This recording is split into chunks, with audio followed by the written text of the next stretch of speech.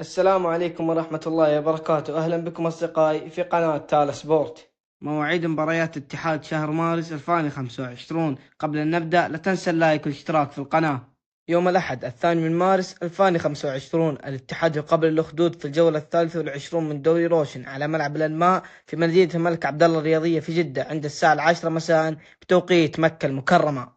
يوم الخميس 6 مارس 2025 الاتحاد يلعب مع القادسية في الجولة 24 من دوري روشن على استاد الأمير محمد بن فهد في الدمام عند الساعة 10 مساء بتوقيت مكة المكرمة.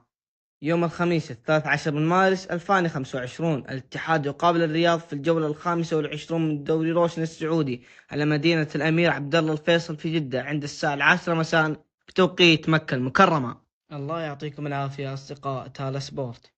لا تنسون اللايك والاشتراك في القناة وتفعيل زر الجرس يوصلك كل جديد.